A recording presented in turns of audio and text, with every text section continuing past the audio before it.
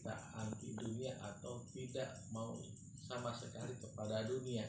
Tetapi hubbu dunia itu adalah dunia itu menghalangi kita untuk beribadah kepada Allah. Itu hubbu dunia itu. Dalam Al-Quran ada yang disebutkan hubbu dunia wa karahiyatul maut. Nah, itu yang dilarang itu. Hubbu dunia wa karahiyatul maut. Terlalu cinta dunia sampai-sampai kita takut akan kematian. Padahal kematian itu adalah hak. Hak itu cepat atau lambat harus kita ambil. Tidak akan lari kita itu dari kematian. Mau cepat atau nanti itu karena hak itu dunia. Hak itu pasti akan terjadi. Hak jamaah yang dirahmati Allah,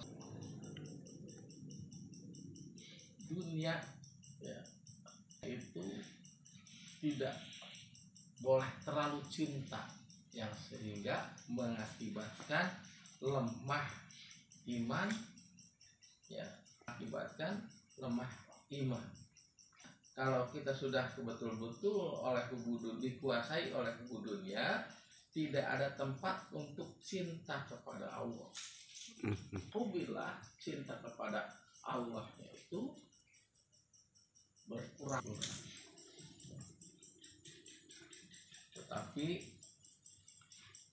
kelakuan ini hanya merupakan hiasan bibir batin saja. Hal inilah yang menyebabkan nama sarafin padam akhirnya hilang sama sekali dan jadilah ia kufur. Hal inilah sudah menjadi tabiat. Firman Allah Subhanahu wa taala, "Fatubi'a ala qulubihim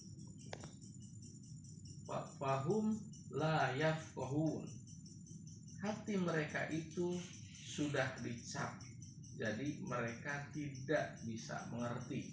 Itu. Jadi hatinya sudah dicap. Mereka tidak bisa mengerti akan keterangan-keterangan atau firman-firman Allah yang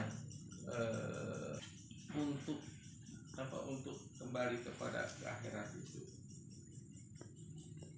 Keterangan lagi, dosa mereka merupakan kotoran, tak bisa dibersihkan dari hatinya.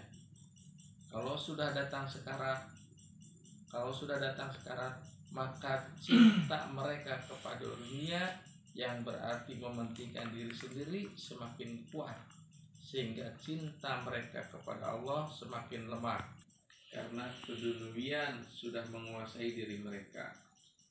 Setiap orang yang meninggalkan kecintaannya tentu akan merasa sedih, lalu timbul dalam pikirannya, kenapa Allah mencabut, kenapa Allah mematikan aku dan tidak memanjangkan umurku.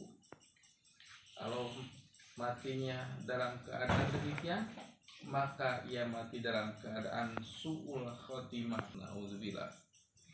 Demikian keterangan singkat dari Imam Ghazali dalam kitabnya Al-Ihya.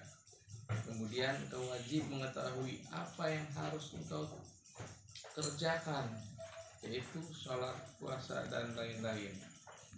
Menurut yaitu riya, ujub, takabur, dan sebagainya, yaitu sifat-sifat yang tercela, yaitu sifat-sifat yang atau semua yang nanti akan diterangkan dalam kitab ini agar engkau bisa menjauhi sifat-sifat yang tercela demikian. Apabila tidak mengetahui apa yang harus dikerjakan dan apa yang harus ditinggalkan, maka tidak mungkin seorang bisa melakukan taat yang belum dikenalnya kerjaannya, dan bagaimana engkau bisa menjauhi maksiatnya dan engkau sendiri tidak mengetahui jenisnya. Bila seorang tidak tahu bahwa berdusta itu haram, maka ia bisa meninggalkannya.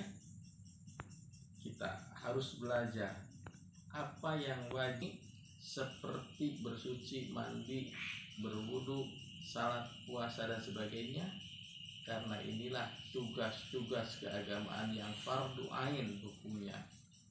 Tiap-tiap muslim wajib mengaji ilmu fikih, hukum-hukumnya dan syarat-syaratnya, agar dapat melakukan dengan sebenar-benarnya.